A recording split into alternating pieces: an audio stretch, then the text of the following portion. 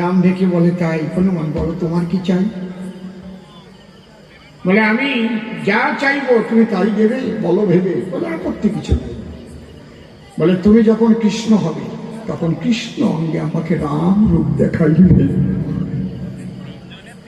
রাম বলে, তাই হবে, তাই হবে, দেখতে পাবে পবননন্দন। বলে, শুধু একবার নয়। বহিরাগত কারে কয়? বহিরাগত কারে কয়? বাংলা কি ভারতের একটা রাজ্য নয়? তার মানে ওনার বাপটা বেশি ভালো না, ওনার বাংলা খুব নিয়ে থাকতে ইচ্ছে করে।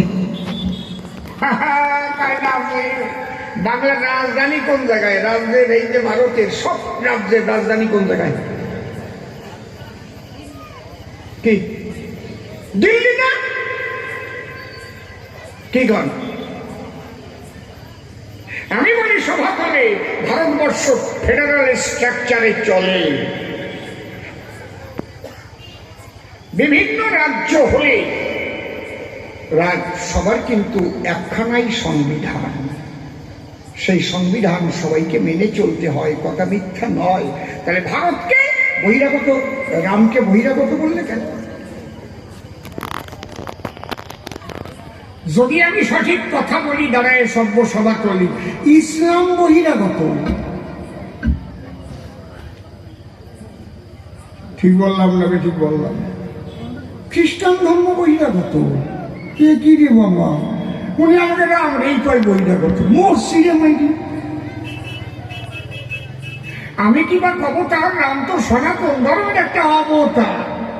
অবতার সব কয় নাকি তোমার ঘরে আসি হবে নাকি? নাকি বাংলার ঘরে যাই হবে, তোমাকে বাড়ি যাইয়ে সব হবে, কৃষ্ণ হবে, রামও হবে, সব কালীও, সব কয়জন ব্রহ্মা সব তোমাকে ঘরের মধ্যে যাই পলাবে।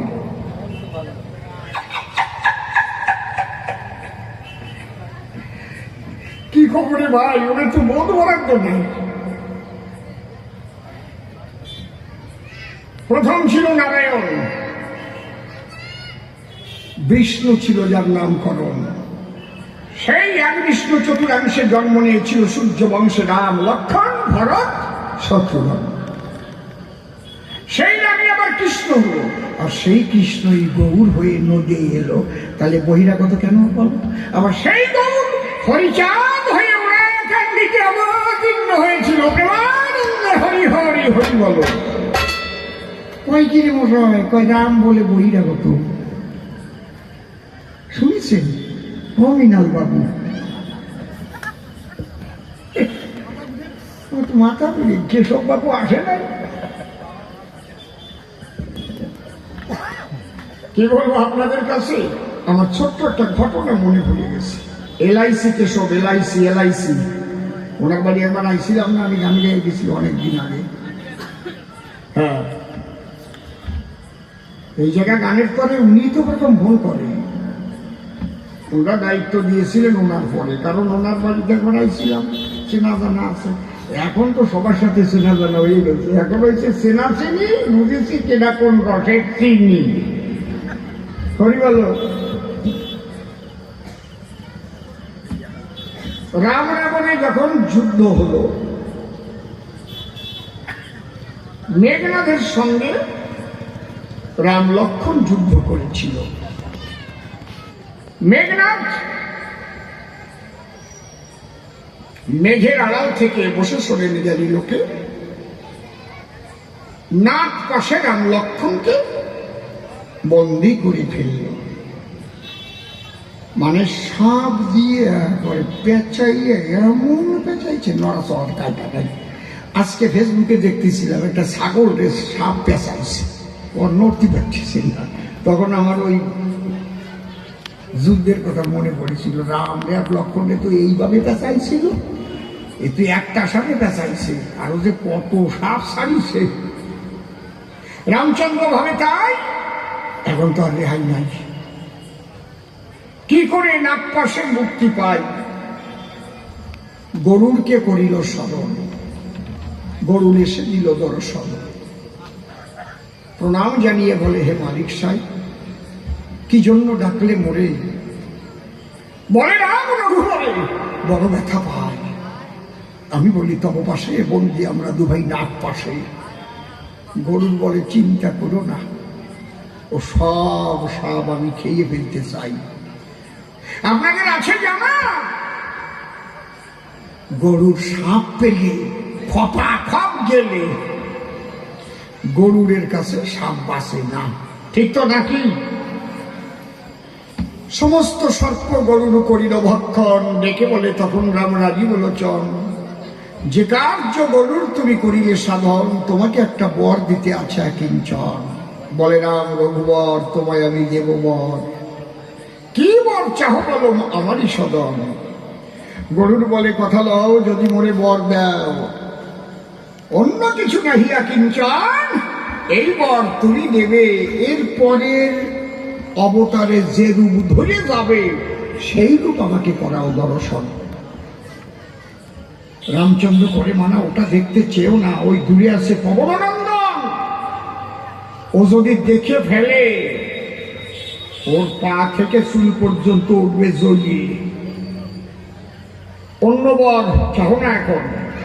গরুর পাখি বলে তাই, হে বাচ্চা কার বাড়ি, ওই মূর্তি ধরা এখন উচিত নয়, পবনও তো নয়, অদূরে আছে দণ্ডায়মান। গরুর পাখি ডেকে বলে, প্রণামিয়ে চরণ তলে, তুমি এসব চিন্তা করো কেন, অন্তরে আমার আছে ভাবো, আমি পাখা দিয়ে একটা গড় তৈরি করব, তার মধ্যে দিয়ে রূপ ধরো শ্যামল ভগবান। বসে শোনেন নারী নার পাখা দিয়ে করলো গড়, তার মধ্যে নাম রঘুবর, কৃষ্ণ মূর্তি ধরিয়ে দাঁড়ায়। হনুমান দূরে ছিল, হঠাৎ ওই কীর্তি যখন দেখতে পেল, হনুমানের মনে জানিল সংশয়, ব্যাপারটা কি? একটু আগে ওই জায়গায় ছিল গরুর পাখি, এখন পাখা দিয়ে গড় দেখি, লম্ফ নিয়ে হনুমান এসেছে সেটাই। ও জায়গায় তো টিনের বেড়াও না, আর ইট দিয়ে গাঁথাও না, পাখা, ও তো ঠেলা দিয়ে হয়ে যায় পাখা।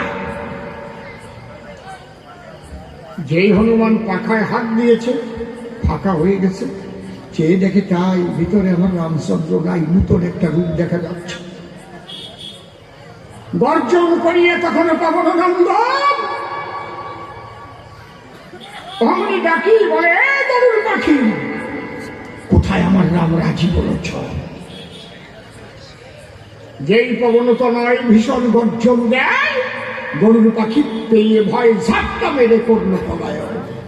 কৃষ্ণ রূপ দিয়ে ছেড়ে আবার রাম রূপ ধরিয়ে দাঁড়ালো। তখন হনুমান ডেকে বলে, একটু আগে কোন রূপ ধরেছিলে, এ তোমার কোন নির্দেশ? বলে, এরপরে কৃষ্ণ হয়ে করবো আমি অবনীতে অবতরণ। তাই ও সর্পকুলকে ধ্বংস করিয়ে বর চেয়েছিল আমার ঘরে, পরের যুগের রূপ করতে দর্শন। কি বলবো হনুমান, তাই ভক্তের মাধ্যমে ভগবান সেই কৃষ্ণ রূপ ওকে দর্শন করেছে। বাহ, একটু সাপ খাইয়া পরের যুগের মূর্তি গেল দেখিয়া, আর আমি এত কাজ দিলাম করিয়া আমি কিচ্ছু পাবো না। হনুমান বসা হয়েছে, লেজ পেঁচায় পেঁচায় চুপ করে বলছে। বলে রাম ভগবান, তুমি রাগ হচ্ছ, কি করবো, একটু সাপ খাইছে, কৃষ্ণ রূপ দেখে চলে গেছে। রাম দেখে বলে, তাই? হনুমান বলো তোমার কি চাই? বলে, আমি যা চাইবো তুমি তাই দেবে, বলো ভেবে। বলে, আপত্তি কিছু নেই। বলে, তুমি যখন কৃষ্ণ হবে তখন কৃষ্ণ অঙ্গে আমাকে রাম রূপ দেখাইবে। রাম বলে, তাই হবে, তাই হবে, দেখতে পাবে পবনানন্দন। বলে, শুধু একবার নয়,